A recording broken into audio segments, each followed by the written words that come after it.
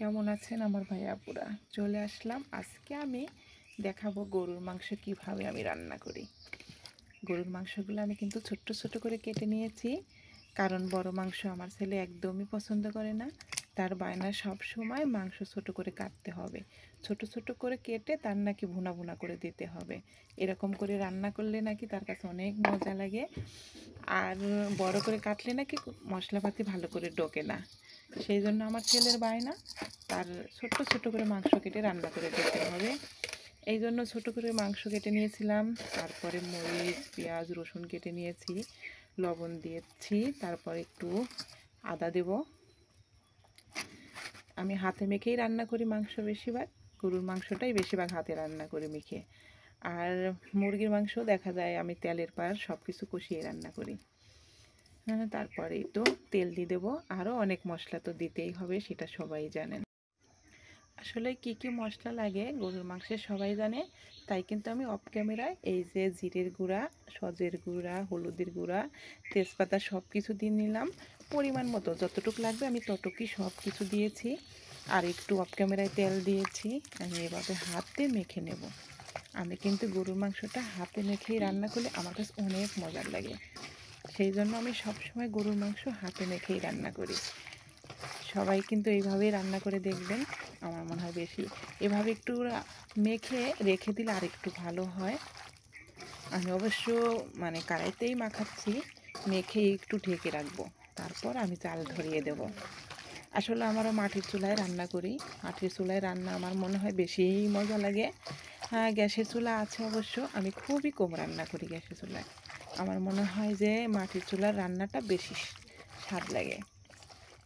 তো এভাবে কিন্তু মেখে আমি একটু রেখে দেব, ঢাকনা দিয়ে ঢেকে রেখে দেব।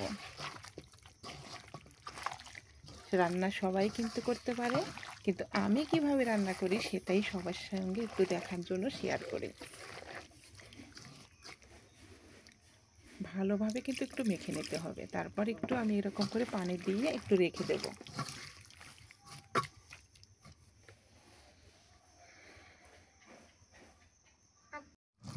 আমি কিন্তু চুলাতে জাল ধরিয়ে দিয়েছি। তারপরে এই যে মশলাগুলো এখন দিয়ে দেব। এই ছেঁচনায় আমি মশলা ছেঁচে রেখেছি, এখন দিয়ে দেব।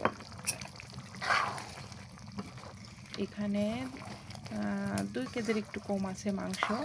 আমি সব কিছু মাংস পরিমাণ মতোই সব কিছু মশলাপাতি দিয়েছি। আসলেও মানে যখন ভিডিও করি আর মাংস মাখায় সব মশলা দিলে পরিমাণ মতো আমার কাছ থেকে হয় না। আর নিজে নিজে মতন আগে আমি মশলাটা দিয়ে তারপরে আমি ভিডিও করছিলাম, কিন্তু এই জন্য মশলা মানে এই যে মরিচের গুঁড়া সজের গুঁড়া এইগুলো দেওয়ার সিন আমি দেখাইনি। আমার মনে হয় কি, যখন আমি ভিডিও করি তখন মশলা দিতে গেলে পরিমাণ মতো হয় না। এভাবে অনেকক্ষণ আমি কষিয়ে নেব, মাংসটা সিজিয়ে তারপর আমি ভুনা ভুনা করব। এই তো মাংস রান্নাটা কিন্তু আমার হয়ে গেছে ভুনা ভুনা করা।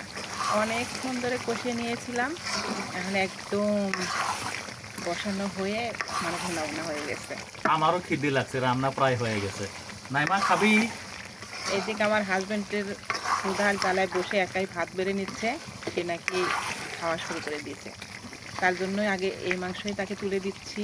রান্নাটা মনে হচ্ছে অনেক মজার হয়েছে। এই দেখেন আমার স্বামী খাওয়ার জন্য এই যে বসে গেছে। তো মাংসটা আমার কষানো হয়ে গেল, কষানো মানে বোনা বোনাই হয়ে গেছে, একদম হয়ে গেছে, মাংস সিজে গেছে। তো মাংস রান্নাটা কেমন হয়েছে অবশ্যই সবাই কিন্তু কমেন্টে জানাবেন। ওকে, সবাই ভালো থাকবেন, খুদা হাফেজ।